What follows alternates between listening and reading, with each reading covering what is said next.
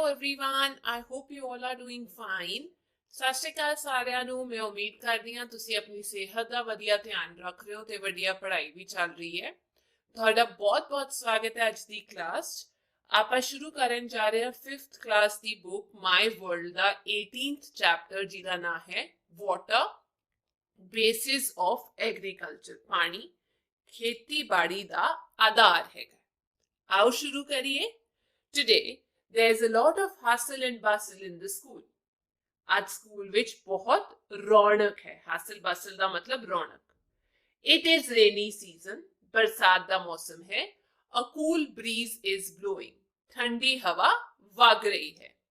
All the students are very happy because one Mahotsav is going to be celebrated in the school. ਸਾਰੇ ਵਿਦਿਆਰਥੀ ਬਹੁਤ ਖੁਸ਼ ਹਨ ਕਿਉਂਕਿ ਸਕੂਲ ਦੇ ਵਿੱਚ ਵਨ ਮਹੋਤਸਵ ਮਨਾਇਆ ਜਾ ਰਿਹਾ ਹੈ। One Mahotsav is celebrated in the first week of July every year. Van Mahotsav ਹਰ ਸਾਲ ਜੁਲਾਈ ਦੇ ਪਹਿਲੇ ਹਫਤੇ ਮਨਾਇਆ ਜਾਂਦਾ ਹੈ। On this day, plants are planted in the schools, on roadsides and open common places on a large scale. ਇਸ ਦਿਨ ਸਕੂਲਾਂ ਵਿੱਚ ਸੜਕਾਂ ਦੇ ਕਿਨਾਰਿਆਂ ਤੇ ਖੁੱਲੇ ਥਾਵਾਂ ਤੇ ਵੱਡੇ ਪੱਧਰ ਤੇ ਪੌਦੇ ਲਗਾਏ ਜਾਂਦੇ ਹਨ। The teachers have brought many decorative and fruit trees to plant in school. ਅਧਿਆਪਕ ਵੀ ਸਕੂਲ ਦੇ ਵਿੱਚ ਕਾਫੀ ਸਜਾਵਟ ਦੇ ਤੇ ਫਲਦਾਰ ਬੂਟੇ ਲੈ ਕੇ ਆਏ ਹੋਏ ਨੇ ਉਹਨਾਂ ਨੂੰ ਲਾਉਣ ਦੇ ਲਈ।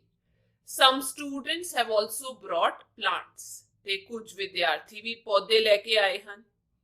Plantation of trees has started after the morning assembly. पौधे लगाना सवेर दी सभा तो बाद शुरू कर दिता गया। So many pits were dug in a line beside the park and plants were planted in a row in them. Park दे कोले एक लाइन दे विच बहुत सारे टोए पट्टे गए सन ते उन्हां विच एक कतार विच पौधे लगाए गए सन। After plantation they were watered. पौधे लगाउण तो बाद उन्हां नू सींचिया गया, पानी दिता गया। Preeti asked her madam, why do plants need water? ਤੇ ਪ੍ਰੀਤੀ ਨੇ ਆਪਣੇ ਅਧਿਆਪਕ ਨੂੰ ਪੁੱਛਿਆ ਵੀ ਮੈਡਮ ਪੌਦਿਆਂ ਨੂੰ ਪਾਣੀ ਕਿਉਂ ਚਾਹੀਦਾ ਹੈ? ਆ ਦੇਖੋ ਵਾਟਰ ਦੇ ਰਹੇ ਨੇ ਪਾਣੀ। Madam answered, dear, life is impossible without water. ਤੇ ਮੈਡਮ ਨੇ ਜਵਾਬ ਦਿੱਤਾ ਵੀ ਬੇਟਾ ਪਾਣੀ ਤੋਂ ਬਿਨਾ ਜੀਵਨ ਸੰਭਵ ਨਹੀਂ ਹੈ। Plants are also alive like humans and animals. ਤੇ ਪੌਦੇ ਵੀ ਮਨੁੱਖਾਂ ਤੇ ਜਾਨਵਰਾਂ ਵਾਂਗ ਜੀਂਦੇ ਹੈਗੇ ਨੇ, ਜੀਵ ਹੈਗੇ ਨੇ। They need food and water to retain alive. ਤੇ ਉਹਨਾਂ ਨੂੰ ਜਿਉਂਦੇ ਰਹਿਣ ਦੇ ਲਈ ਭੋਜਨ ਅਤੇ ਪਾਣੀ ਦੀ ਲੋੜ ਹੁੰਦੀ ਹੈ। Water is the main diet of plants. ਪਾਣੀ ਪੌਦਿਆਂ ਦੀ ਮੁੱਖ ਖੁਰਾਕ ਹੈ। Without water, crops cannot grow in the fields. ਤੇ ਪਾਣੀ ਤੋਂ ਬਿਨਾ ਖੇਤਾਂ ਵਿੱਚ ਫਸਲਾਂ ਵੀ ਨਹੀਂ ਉਗ ਸਕਦੀਆਂ। Yes, madam, that is why there are tube wells in the fields. ਜੀ ਮੈਡਮ ਇਸੇ ਕਰਕੇ ਖੇਤਾਂ ਵਿੱਚ ਟਿਊਬਵੈਲ ਲੱਗੇ ਹੋਏ ਨੇ। Manveer spoke. The electricity department has installed a new motor in our fields. He further added. ਤੇ ਮਨਵੀਰ ਬੋਲਿਆ ਕਿ ਬਿਜਲੀ ਮਹਿਕਮੇ ਨੇ ਸਾਡੇ ਖੇਤਾਂ ਦੇ ਵਿੱਚ ਇੱਕ ਨਵੀਂ ਮੋਟਰ ਵੀ ਲਗਾਈ ਹੈ। Madam smiled and said, children, this motor is actually called tube well that draws water from the depth of earth through the pipes. ਤੇ ਮੈਡਮ ਨੇ ਮੁਸਕਰਾਉਂਦਿਆਂ ਹੋਇਆ ਕਿਹਾ ਬੱਚਿਓ ਇਸ ਮੋਟਰ ਨੂੰ ਅਸਲ ਵਿੱਚ ਟਿਊਬਵੈਲ ਕਿਹਾ ਜਾਂਦਾ ਹੈ ਜੋ ਪਾਈਪਾਂ ਰਾਹੀਂ ਧਰਤੀ ਦੇ ਡੂੰਘਾਈ ਤੋਂ ਪਾਣੀ ਖਿੱਚਦਾ ਹੈ। In the old times there were no tube wells and electricity. ਪੁਰਾਣੇ ਸਮਿਆਂ ਵਿੱਚ ਨਾ ਤਾਂ ਟਿਊਬਵੈਲ ਹੁੰਦੇ ਸੀ ਤੇ ਨਾ ਹੀ ਬਿਜਲੀ ਹੁੰਦੀ ਸੀ। At that time wells were dug in the fields for irrigation. ਤੇ ਉਸ ਸਮੇਂ ਖੇਤਾਂ ਵਿੱਚ ਸਿੰਚਾਈ ਦੇ ਲਈ ਖੂਹ ਪੱਟੇ ਜਾਂਦੇ ਸਨ। Even now you may see old wells in many fields that have dried by now. ਹੁਣ ਵੀ ਤੁਸੀਂ ਬਹੁਤ ਸਾਰੇ ਖੇਤਾਂ ਵਿੱਚ ਖੂਹ ਦੇਖੇ ਹੋਣਗੇ ਜੋ ਹੁਣ ਤੱਕ ਤਾਂ ਸੁੱਕ ਚੁੱਕੇ ਹਨ। ਆਓ ਪੜ੍ਹੀਏ sources of irrigation. ਸਿੰਚਾਈ ਦੇ ਤਰੀਕੇ ਕਿੱਥੋਂ ਸਿੰਚਾਈ ਹੁੰਦੀ ਸੀ। We shall study in two parts about the sources of irrigation. ਅਸੀਂ ਸਿੰਚਾਈ ਬਾਰੇ, ਉਹਨਾਂ ਦੇ ਢੰਗਾਂ ਬਾਰੇ, sources ਬਾਰੇ ਦੋ ਪਾਰਟਸ ਦੇ ਵਿੱਚ, ਦੋ ਹਿੱਸਿਆਂ ਦੇ ਵਿੱਚ ਪੜਾਂਗੇ। ਪਹਿਲਾ, ancient sources, ਪ੍ਰਾਚੀਨ ਤਰੀਕੇ। The ancient sources of irrigation had been canals, rain, wells, rivers, etc. ਸਿੰਚਾਈ ਦੇ ਪ੍ਰਾਚੀਨ ਤਰੀਕੇ ਸਨ ਜਿੱਥੋਂ ਪਾਣੀ ਮਿਲਦਾ ਸੀ, ਜਿਵੇਂ ਕਿ ਕੈਨਾਲ, ਨਹਿਰਾਂ, ਮੀਂਹ, ਖੂਹ, ਨਦੀਆਂ ਆਦਿ। ਆਓ ਹੁਣ ਇਹਨਾਂ ਦੀ ਗੱਲ ਕਰੀਏ। ਸਭ ਤੋਂ ਪਹਿਲਾ ਹੈ ਰੇਨ, ਮੀਂਹ, ਬਾਰਿਸ਼। ਆ ਦੇਖੋ rain. Rain is the oldest source of irrigation in our country. ਸਾਡੇ ਦੇਸ਼ ਵਿੱਚ ਸਿੰਚਾਈ ਦਾ ਸਭ ਤੋਂ ਪੁਰਾਣਾ ਤਰੀਕਾ ਹੈ ਮੀਂਹ, ਬਾਰਿਸ਼। The monsoon winds cause rainfall from July to September every year. Monsoon ਦੀ ਹਵਾਵਾਂ ਸਾਲ ਦੇ ਜੁਲਾਈ ਤੋਂ ਲੈ ਕੇ ਸਤੰਬਰ ਤੱਕ ਬਾਰਿਸ਼ ਦਾ ਸੁਭਾਅ ਬਣਾਉਂਦੀਆਂ ਨੇ। Rain falls in other months also. ਬਾਰਿਸ਼ ਦੂਜੇ ਮਹੀਨਿਆਂ ਦੇ ਵਿੱਚ ਵੀ ਪੈਂਦੀ ਹੈ, ਏਦਾਂ ਦੀ ਗੱਲ ਨਹੀਂ ਹੈ।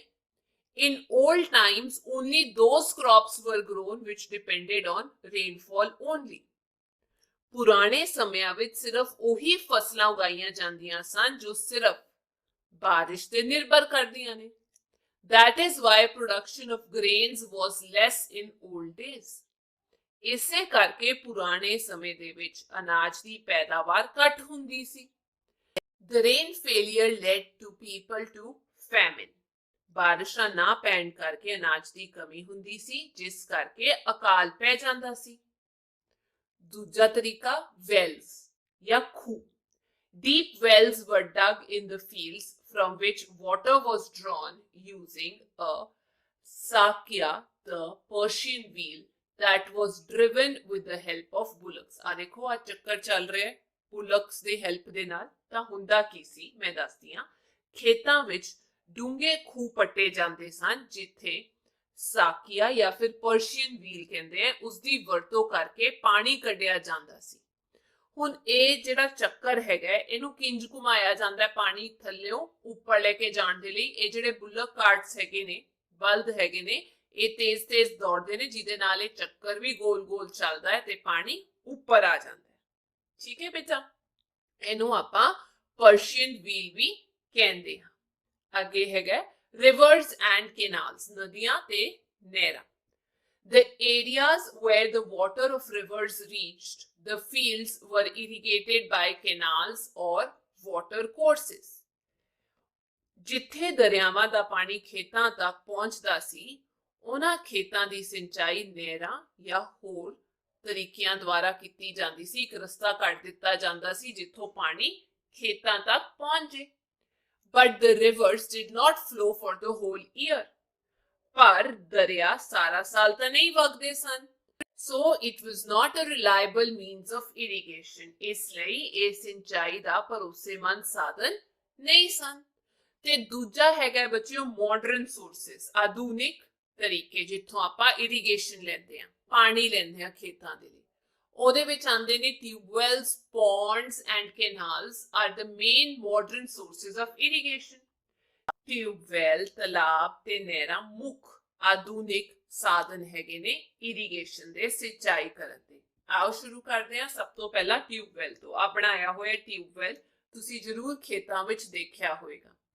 In North India, it is a common source of irrigation because in these states, it is easy to draw water from beneath the earth's surface with deep bores.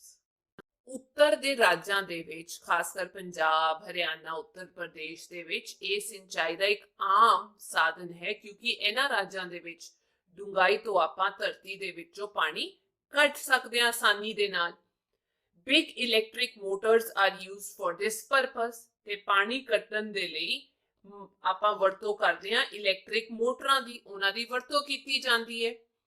These motors are capable of drawing water from the depth. ਤੇ ਇਹ ਮੋਟਰਾਂ ਡੂੰਘਾਈ ਤੋਂ ਪਾਣੀ ਖਿੱਚਣ ਦੇ ਲਈ ਸਮਰਥ ਹੈਗੀਆਂ ਨੇ। Electricity or diesel engines are used to run motors. ਮੋਟਰਾਂ ਨੂੰ ਚਲਾਉਣ ਦੇ ਲਈ ਬਿਜਲੀ ਜਾਂ ਡੀਜ਼ਲ ਦੀ ਵਰਤੋਂ ਕੀਤੀ ਜਾਂਦੀ ਹੈ। ਠੀਕ ਹੈ ਬੱਚਿਓ, ਡੂੰਘਾਈ ਤੋਂ ਪਾਣੀ ਖਿੱਚਿਆ ਜਾਂਦਾ ਹੈ ਮੋਟਰ ਰਾਹੀਂ। ਸੈਕਿੰਡ ਹੈਗਾ ਪੌਂਡਸ, ਆ ਬਣਾਇਆ ਹੋਇਆ ਜਿਹਨੂੰ ਆਪਾਂ ਤਲਾਬ ਕਹਿੰਦੇ ਆ। This source is much prevalent in southern India where deep bores are not possible due to the stony land and low level of underground water. Pound ਜੋ ਹੈ ਉਹ ਸਿੰਚਾਈ ਦਾ ਇੱਕ ਵਧੀਆ ਤਰੀਕਾ ਹੈ ਦੱਖਣ ਦੇ ਰਾਜਾਂ ਦੇ ਵਿੱਚ, ਸਾਊਥ ਦੇ ਸਟੇਟਸ ਦੇ ਵਿੱਚ, ਜਿੱਥੇ ਜ਼ਿਆਦਾਤਰ ਆਪਾਂ ਦੇਖਦੇ ਹਾਂ ਵੀ ਤਲਾਬ ਰਾਹੀਂ ਸਿੰਚਾਈ ਕੀਤੀ ਜਾਂਦੀ ਹੈ, ਕਿਉਂਕਿ ਜ਼ਮੀਨ ਦੇ ਹੇਠਲਾ ਪਾਣੀ ਬਹੁਤ ਡੂੰਘਾ ਹੈਗਾ ਤੇ ਜ਼ਮੀਨ ਜਿਹੜੀ ਹੈਗੀ ਹੈ ਉਹ ਪਥਰੀਲੀ ਹੈਗੀ ਹੈ ਤੇ ਪਾਣੀ ਨੂੰ ਕੱਢਣਾ ਔਖਾ ਹੁੰਦਾ ਹੈ ਉੱਥੇ। In these areas, rain water is collected and used for the whole year. ਇਹਨਾਂ ਇਲਾਕਿਆਂ ਦੇ ਵਿੱਚ ਮੀਂਹ ਦਾ ਪਾਣੀ ਇਕੱਠਾ ਕੀਤਾ ਜਾਂਦਾ ਹੈ ਤੇ ਪੂਰੇ ਸਾਲ ਉਸੇ ਦੀ ਵਰਤੋਂ ਕੀਤੀ ਜਾਂਦੀ ਹੈ। ਦੇਖੋ ਇੱਥੇ ਮੀਂਹ ਦਾ ਪਾਣੀ ਇਕੱਠਾ ਹੋ ਜਾਂਦਾ ਹੈ। ਅੱਗੇ ਹੈ ਕੈਨਾਲਸ, ਆ ਬਣਾਈ ਹੋਈ ਹੈ ਕੈਨਾਲ ਜਿਹਨੂੰ ਆਪਾਂ ਨਹਿਰਾਂ ਵੀ ਕਹਿੰਦੇ ਆ।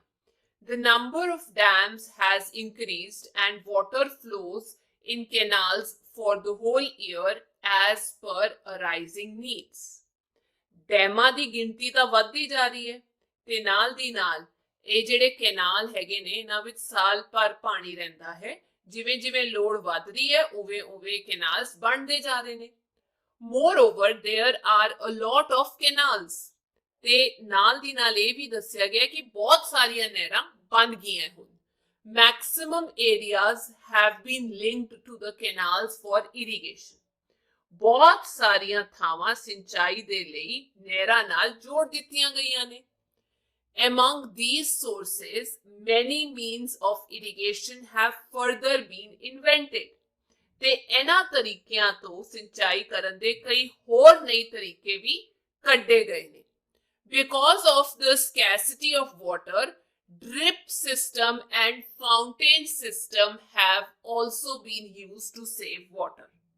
ਪਾਣੀ ਦੀ ਘਾਟ ਕਾਰਨ, ਪਾਣੀ ਦੀ ਬਚਤ ਕਰਨ ਦੇ ਕਾਰਨ ਆਪਾਂ ਡ੍ਰਿਪ ਸਿਸਟਮ ਇਰੀਗੇਸ਼ਨ ਦਾ ਤੇ ਫਾਊਂਟੇਨ ਰਾਹੀਂ ਵੀ ਪਾਣੀ ਦੇ ਰਹੇ ਹਾਂ, ਸਿੰਚਾਈ ਕਰ ਰਹੇ ਹਾਂ, ਇਹ ਵੀ ਵਰਤੇ ਜਾਂਦੇ ਨੇ। ਠੀਕ ਹੈ ਬੱਚਿਓ, ਡ੍ਰਿਪ ਕਰਕੇ ਬੂੰਦ ਬੂੰਦ ਕਰਕੇ ਪਾਣੀ ਪਾਣਾ, ਥੋੜਾ ਥੋੜਾ ਜਿੰਨੀ ਲੋੜ ਹੈਗੀ ਹੈ, ਜਾਂ ਫਿਰ ਫੁਵਾਰੇ ਕਰਕੇ ਵੀ ਆਪਾਂ ਇਸਤੇਮਾਲ ਕਰ ਸਕਦੇ ਹਾਂ ਪਾਣੀ ਦੀ, ਜਿੱਥੇ ਜਿੰਨੀ ਲੋੜ ਹੈ ਉਹਨਾਂ ਪਾਣੀ ਦੇ ਦਿੱਤਾ ਜਾਏ ਤਾਂ ਕਿ ਪਾਣੀ ਬਰਬਾਦ ਨਾ ਹੋਏ।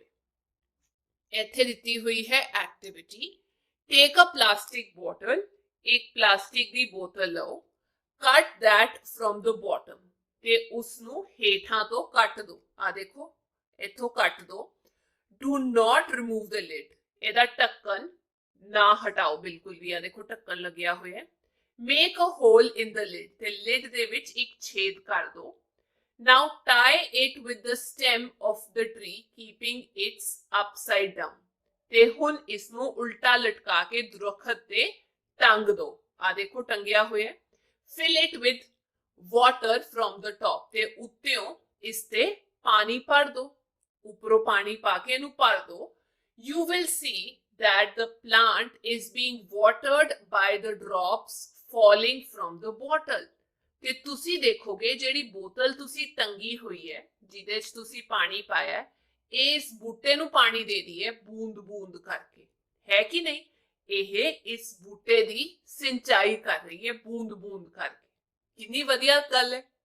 ਇਹਦੇ ਨਾਲ ਪਾਣੀ ਵੀ ਬਚ ਰਿਹਾ ਤੇ ਨਾਲ ਦੀ ਨਾਲ ਬੂਟੇ ਨੂੰ ਵੀ ਪਾਣੀ ਮਿਲ ਰਿਹਾ। ਅੱਗੇ ਚੱਲਦੇ ਹਾਂ ਫॉर ਟੀਚਰ, ਅਧਿਆਪਕ ਲਈ। Make the concept of drip irrigation clear to the students through this activity. ਇਸ ਗਤੀਵਿਧੀ ਰਾਹੀਂ ਵਿਦਿਆਰਥੀਆਂ ਨੂੰ ਡ੍ਰਿਪ ਇਰੀਗੇਸ਼ਨ ਜਾਂ ਡ੍ਰਿਪ ਤਰੀਕੇ ਦੇ ਨਾਲ ਸਿੰਚਾਈ ਕਰਨ ਦਾ ਤਰੀਕਾ ਸਮਝਾਓ। ਇਹ ਡ੍ਰਿਪ ਇਰੀਗੇਸ਼ਨ ਹੀ ਹੈ ਬੱਚਿਓ, ਡॉट डॉट ड्रॉप ड्रॉप करके जो पानी गिर रहे हैं। Make them understand how the consumption of water can be reduced. ਤੇ ਉਹਨਾਂ ਨੂੰ ਇਹ ਸਮਝਾਓ ਕਿ ਪਾਣੀ ਦੀ ਖਪਤ ਨੂੰ ਕਿਵੇਂ ਘਟਾਇਆ ਜਾ ਸਕਦਾ ਹੈ। ਜੇ ਆਪਾਂ ਡ੍ਰਿਪ ਇਰੀਗੇਸ਼ਨ ਕਰਾਂਗੇ ਤਾਂ ਪਾਣੀ ਦੀ ਖਪਤ ਘਟ ਸਕਦੀ ਹੈ ਤੇ ਆਪਾਂ ਪਾਣੀ ਬਚਾ ਸਕਦੇ ਹਾਂ ਬਰਬਾਦ ਹੋਣ ਤੋਂ। ਠੀਕ ਹੈ ਬੱਚਿਓ, ਅੱਗੇ ਹੈ crops on the basis of the consumption of water. ਕੰਜ਼ੰਪਸ਼ਨਸ ਨਹੀਂ ਆਏਗਾ, ਕੰਜ਼ੰਪਸ਼ਨ ਆਏਗਾ। ਪਾਣੀ ਦੀ ਖਪਤ ਦੇ ਆਧਾਰ ਤੇ ਫਸਲਾਂ ਨੂੰ ਵੰਡਿਆ ਜਾ ਸਕਦਾ ਹੈ, ਜਿਵੇਂ ਕਿ there are two kinds of crops in India on the basis of seasons, Rabi and ਖਾਰਿਫ। Bharat ਵਿੱਚ ਮੌਸਮ ਦੇ ਆਧਾਰ ਤੇ ਦੋ ਤਰੀਕੇ ਦੀਆਂ ਕਿਸਮਾਂ ਹੈਗੀਆਂ ਨੇ ਫਸਲਾਂ ਦੀਆਂ, ਇੱਕ ਹੈਗਾ ਰਾਬੀ ਤੇ ਦੂਜਾ ਹੈਗਾ ਖਾਰਿਫ। ਪਹਿਲਾ, Rabi crops are sown in the month of November and harvested in April। Rabi ਨੂੰ ਆਪਾਂ ਹਾੜੀ ਦੀਆਂ ਫਸਲਾਂ ਵੀ ਕਹਿੰਦੇ ਆ। ਰਾਬੀ ਦੀ ਜਿਹੜੀ ਕ੍ਰੌਪ ਹੈਗੀ ਹੈ ਉਹ ਬੀਜੀ ਜਾਂਦੀ ਹੈ ਨਵੰਬਰ ਦੇ ਵਿੱਚ ਤੇ ਉਹਨੂੰ ਕਟਿਆ ਜਾਂਦਾ ਹੈ ਅਪ੍ਰੈਲ ਦੇ ਵਿੱਚ ਜਾਂ ਫਿਰ ਮਈ ਦੇ ਵਿੱਚ। The main rabi crops are wheat, oat, gram, mustard, etc. ਤੇ ਹਾੜੀ ਦੀਆਂ ਮੁੱਖ ਫਸਲਾਂ ਹੈਗੀਆਂ ਕਣਕ, ਗ੍ਰਾਮ, ਓਟਸ ਤੇ ਮਸਟਰਡ ਜਿਹਨੂੰ ਆਪਾਂ ਸਰੋਂ ਕਹਿੰਦੇ ਆ। Kharif crops are sown in June, July when rains begin. ਖਾਰਿਫ the crop ਜੂਨ ਜੁਲਾਈ ਦੇ ਵਿੱਚ ਬੀਜ ਦਿੱਤੀ ਜਾਂਦੀ ਹੈ ਜਦੋਂ ਬਰਸਾਤਾਂ ਸ਼ੁਰੂ ਹੁੰਦੀਆਂ ਨੇ। The main kharif crops include rice, jowar, bajra, maize, groundnut, jute, cotton, etc. ਮੁੱਖ ਖਾਰਿਫ ਦੀਆਂ ਫਸਲਾਂ ਹੁੰਦੀਆਂ ਨੇ ਚਾਵਲ, ਜਵਾਰ, ਬਾਜਰਾ, ਮਟਰ, ਮੂੰਗਫਲੀ, ਜੂਟ, ਕਪਾਹ। ਕਾਟਨ ਨੂੰ ਕਪਾਹ ਕਿਹਾ ਜਾਂਦਾ ਹੈ। Pulses are also grown in this season. ਤੇ ਇਸ ਮੌਸਮ ਦੇ ਵਿੱਚ ਦਾਲਾਂ ਵੀ ਉਗਾਈਆਂ ਜਾਂਦੀਆਂ ਨੇ। The farmers start plantation of paddy. ਤੇ ਕਿਸਾਨ ਝੋਨੇ ਦੀ ਲਵਾਈ ਵੀ ਸ਼ੁਰੂ ਕਰਦੇ ਨੇ, ਝੋਨਾ ਵੀ ਲਗਾਉਣਾ ਸ਼ੁਰੂ ਕਰਦੇ ਨੇ, ਜਿਹਨੂੰ ਆਪਾਂ ਰਾਈਸ ਕਹੀਦਾ, ਚੌਲ। They do irrigation without waiting for the rains. ਤੇ ਉਹ ਮੀਂਹ ਦੀ ਉਡੀਕ ਕੀਤੇ ਬਿਨਾਂ ਹੀ ਸਿੰਚਾਈ ਸ਼ੁਰੂ ਕਰ ਦਿੰਦੇ ਨੇ।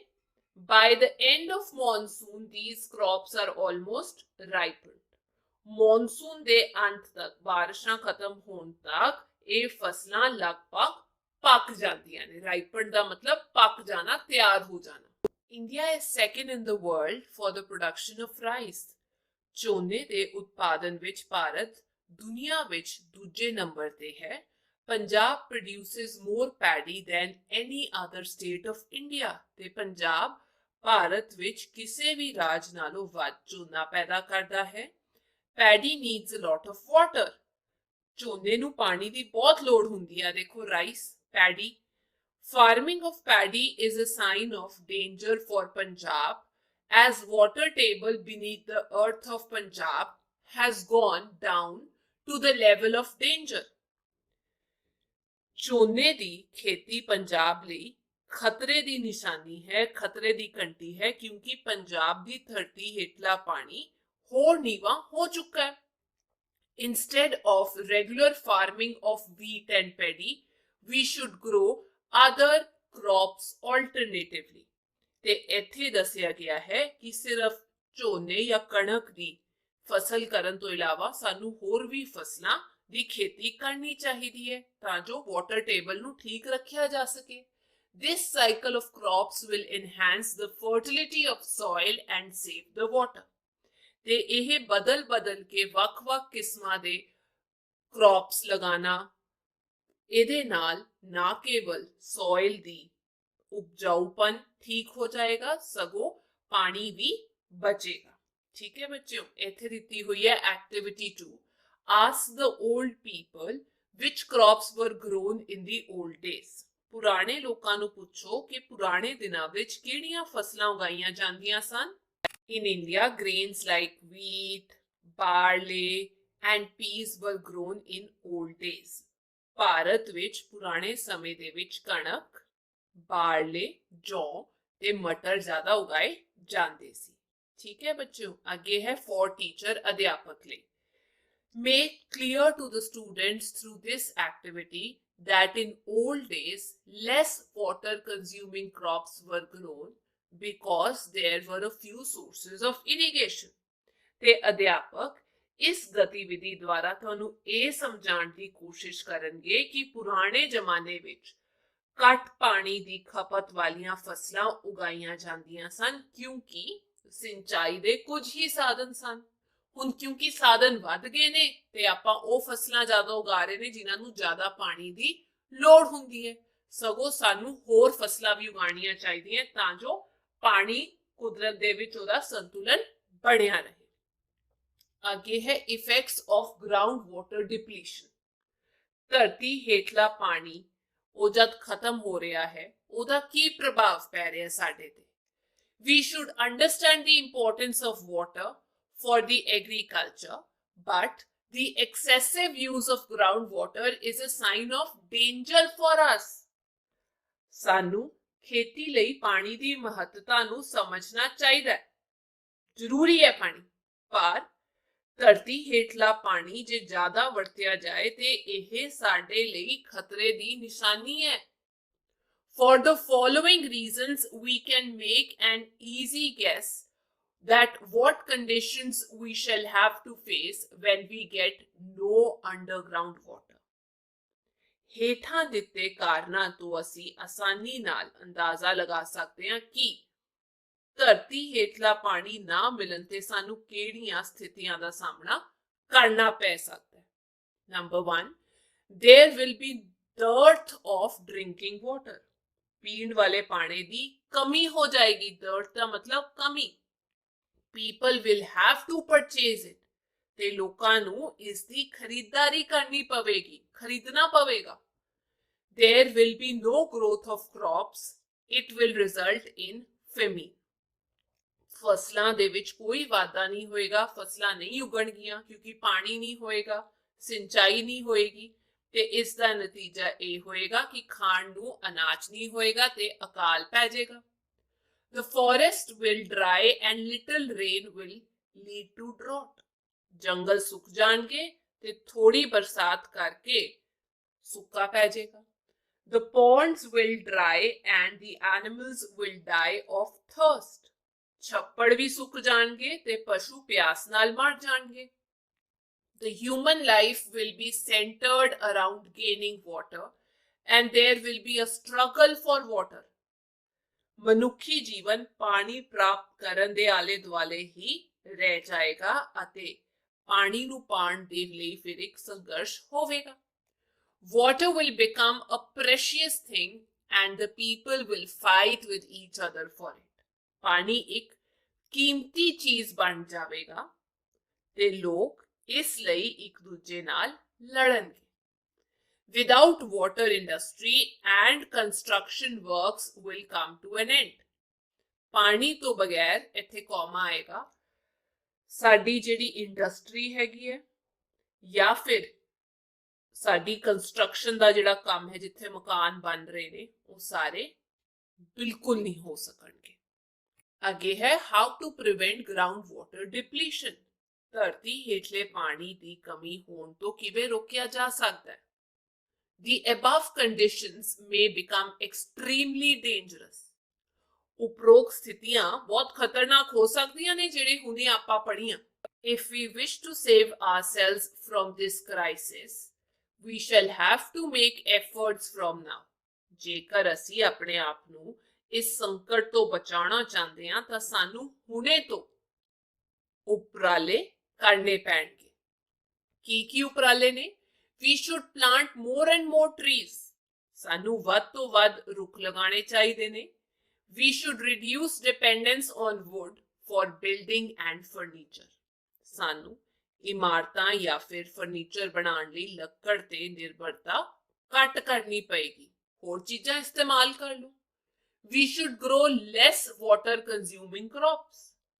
ਸਾਨੂੰ ਘੱਟ ਪਾਣੀ ਦੀ ਖਪਤ ਵਾਲੀਆਂ ਫਸਲਾਂ ਉਗਾਉਣੀਆਂ ਚਾਹੀਦੀਆਂ ਨੇ। Rain water harvesting system should be adopted. ਪਾਣੀ ਜਦ ਮੀਂਹ ਦੇ ਤੌਰ ਤੇ ਪੈਂਦਾ ਹੈ ਉਹਨੂੰ ਇਕੱਠਾ ਕਰਕੇ ਆਪਾਂ ਖੇਤੀਬਾੜੀ ਜਾਂ ਹੋਰ ਕੰਮਾਂ ਦੇ ਲਈ ਇਸਤੇਮਾਲ ਕਰ ਸਕਦੇ ਹਾਂ ਤਾਂ ਰੇਨ ਵਾਟਰ ਹਾਰਵੈਸਟਿੰਗ ਸਿਸਟਮ ਵੀ ਅਪਣਾਉਣਾ ਚਾਹੀਦਾ ਹੈ। More emphasis should be laid on the cycle of crops. ਫਸਲਾਂ ਨੂੰ ਵੱਖ-ਵੱਖ ਸਮੇਂ ਤੇ ਉਗਾਉਣ ਤੇ ਸਾਨੂੰ ਜ਼ਿਆਦਾ ਧਿਆਨ ਜਾਂ ਜ਼ੋਰ ਦੇਣਾ ਚਾਹੀਦਾ ਹੈ। ਇੱਕੋ ਫਸਲ ਨਹੀਂ ਹਮੇਸ਼ਾ ਉਗਾਉਣੀ ਚਾਹੀਦੀ, ਅਲੱਗ-ਅਲੱਗ ਫਸਲਾਂ ਉਗਾਉਣੀਆਂ ਚਾਹੀਦੀਆਂ ਨੇ। Good habits should be developed to use water with care. ਪਾਣੀ ਨੂੰ ਧਿਆਨ ਨਾਲ ਵਰਤਣ ਦੀਆਂ ਚੰਗੀਆਂ ਆਦਤਾਂ ਪਾਉਣੀਆਂ ਚਾਹੀਦੀਆਂ ਨੇ। The people should be made aware of the proper use of water. ਲੋਕਾਂ ਨੂੰ ਪਾਣੀ ਦੀ ਵਰਤੋਂ ਬਾਰੇ ਹੋਰ ਜਾਗਰੂਕ ਕਰਨਾ ਪੈਣਾ ਹੈ ਸਾਨੂੰ। ਠੀਕ ਹੈ ਬੱਚਿਓ, ਆ ਦੇਖੋ, ਆ ਹੁੰਦਾ ਹੈ ਜਦ ਅਕਾਲ ਪੈ ਜਾਂਦਾ ਹੈ, ਫਸਲ ਨਹੀਂ ਉਗਦੀ, ਸੁੱਕਾ ਪੈ ਜਾਂਦਾ ਹੈ, ਤੇ ਆ ਦੇਖੋ ਪਾਣੀ ਖਤਮ ਹੋ ਗਿਆ ਵੈਲ ਦੇ ਵਿੱਚ ਵੀ। ਅੱਗੇ ਹੈਗਾ ਥਿੰਗਸ ਟੂ ਰਿਮੈਂਬਰ, ਯਾਦ ਰੱਖਣ ਯੋਗ ਗੱਲਾਂ। Water is the basis of agriculture, ਪਾਣੀ ਖੇਤੀ ਦਾ ਆਧਾਰ ਹੈ। Farming is not possible without water, पानी तो बिना खेती संभव नहीं।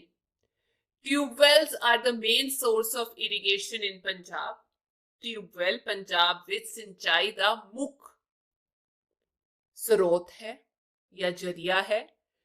Rainfall is the oldest source of irrigation, बरसात सिंचाई दा सब तो पुराना तरीका है। Ponds are used for irrigation in southern India. ਤਲਾਬਾਂ ਦੀ ਵਰਤੋਂ ਕੀਤੀ ਜਾਂਦੀ ਹੈ ਦੱਖਣ ਭਾਰਤ ਦੇ ਵਿੱਚ ਸਿੰਚਾਈ ਕਰਨ ਦੇ ਲਈ। So much water is needed for the crop of paddy. ਝੋਨੇ ਦੀ ਫਸਲ ਦੇ ਲਈ ਜ਼ਿਆਦਾ ਪਾਣੀ ਦੀ ਲੋੜ ਹੁੰਦੀ ਹੈ। Less water consuming crops should be grown to reduce the consumption of water. ਪਾਣੀ ਦੀ ਖਪਤ ਘਟਾਉਣ ਲਈ ਘੱਟ ਪਾਣੀ ਦੀ ਖਪਤ ਵਾਲੀਆਂ ਫਸਲਾਂ ਉਗਾਉਣੀਆਂ ਚਾਹੀਦੀਆਂ ਨੇ।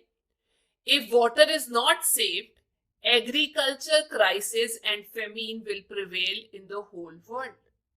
ਜੇਕਰ ਪਾਣੀ ਦੀ ਬਚਤ ਨਾ ਕੀਤੀ ਗਈ ਤਾਂ ਖੇਤੀ ਵਿੱਚ ਤਾਂ ਸੰਕਟ ਆਏਗਾ ਹੀ, ਮੁਸ਼ਕਲ ਆਏਗੀ, ਸਗੋਂ ਅਕਾਲ ਵੀ ਪੈ ਸਕਦਾ ਹੈ ਪੂਰੇ ਸੰਸਾਰ ਵਿੱਚ।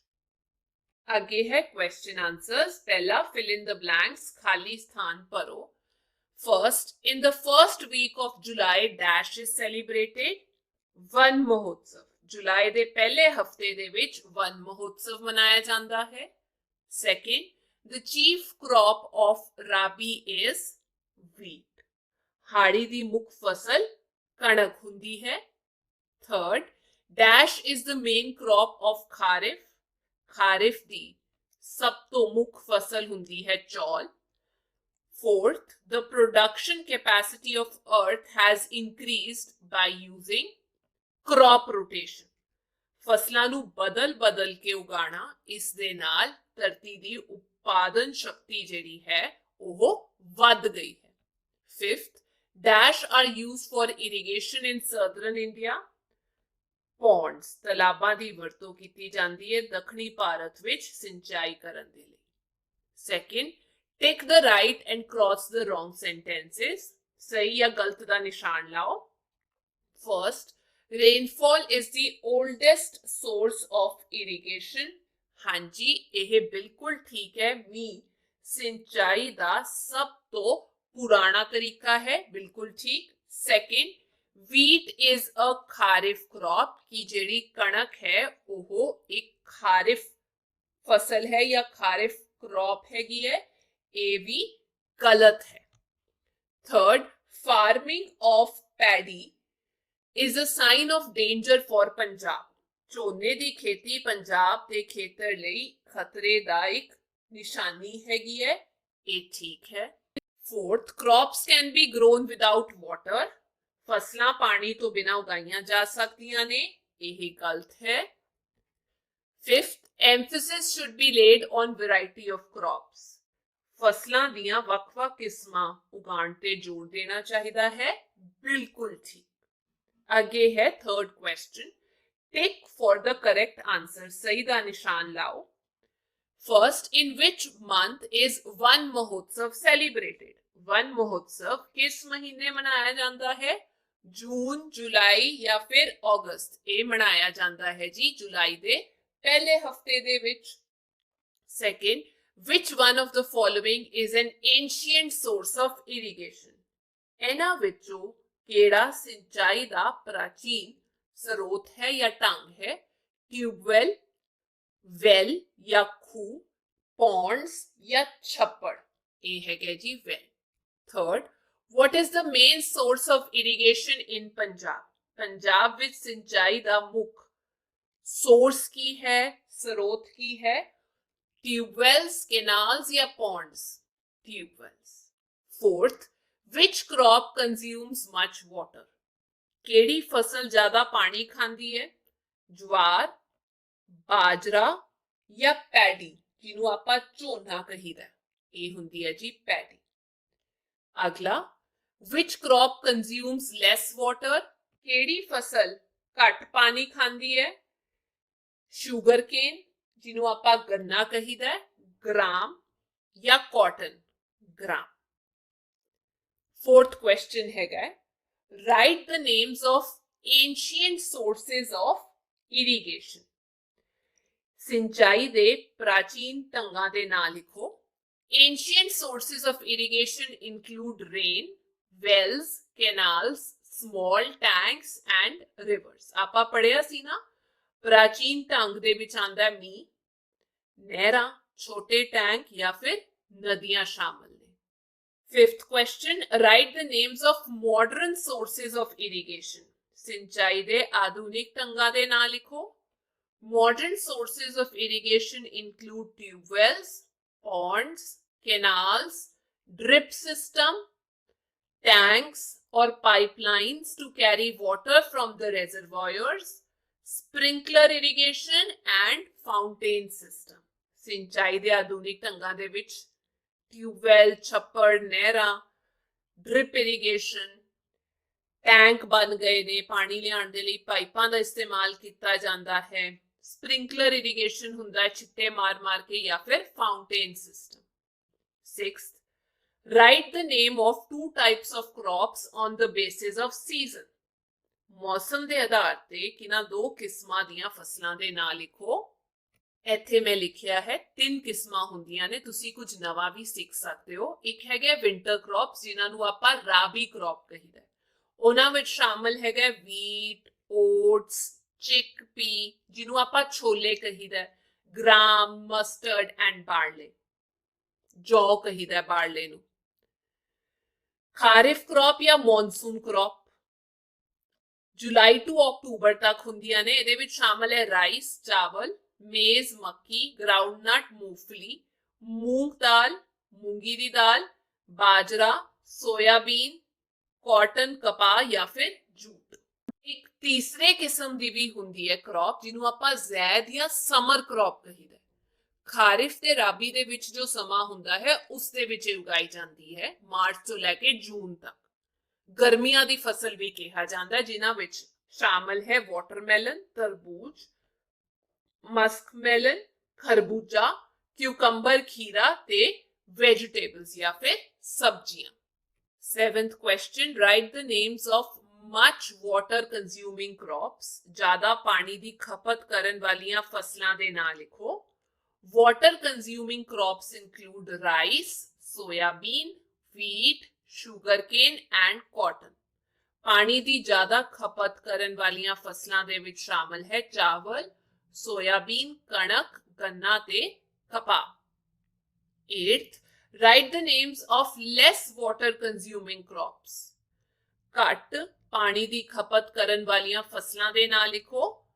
Less water consuming crops include peas, lentils, cabbage, gram, bajra and millets. ओदे विच शामिल हैगा मटर, दालां, गोभी, बाजरे, छोले। ठीक है बच्चों। Ninth question, cultivation of rice in Punjab is an alarm, why. Punjab विच झोने दी फसल उगाना एक चिंता दा विषय है, क्यों। Paddy needs a lot of water, झोने नूं बहुत ज्यादा पानी दी लोड़ हुंदी है।